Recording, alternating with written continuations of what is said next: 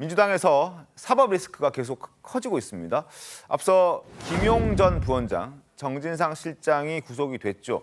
최근에는 이재명 대표의 입으로 불려왔던 김남준 부실장까지 불구속으로 기소가 됐다는 소식이 전해졌습니다. 물론 사안은 다릅니다. 대장동 의혹과 관련된 사안은 아니고 선거법 위반했다는 그런 혐의인데 일단 보겠습니다.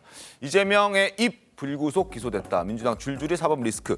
김남준 부실장이 선거법 위반한 혐의로 일단 불구속으로 기소가 됐습니다.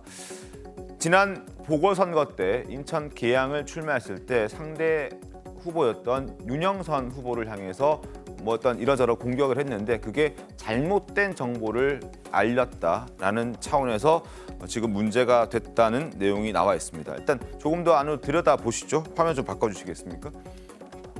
어떤 내용으로 기소가 됐는지 보겠습니다.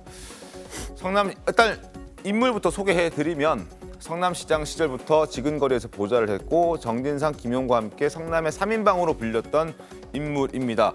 그랬던 인물이 지난 5월 논평을 냈는데 윤영선 후보가 25년 계양 사람이라고 자신을 홍보했지만 그게 아니었고 실상은 21일만 인천 계양에서 거주한 가짜 계양 사람이다라고 얘기를 했는데 이게 이제 허위였던 겁니다.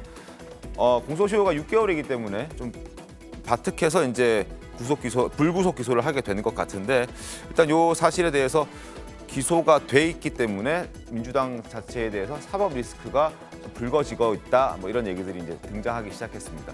지난 선거 당시에 이 대표와 경쟁을 벌였던 윤영선 후보도 이 논평에 대해서 반박한 적이 있었습니다. 그 목소리 한번 들어보겠습니다.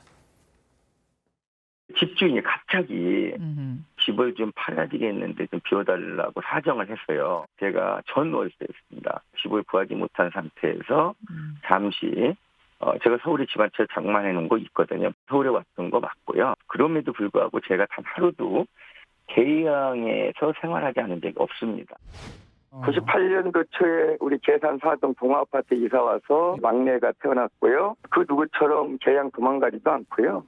또 계양 이용하지도 않겠다 이런 말씀 드리겠고 제가 진정한 계양이라고 자부하고 있고요.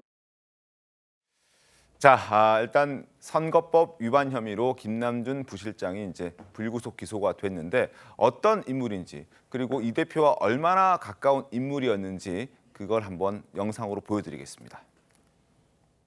이재명 지사는 수사에 성실히 응할 것이며 조폭 사이에 유착이나 이권 개입이 있었다면 이에 상응하는 책임을 질 것입니다.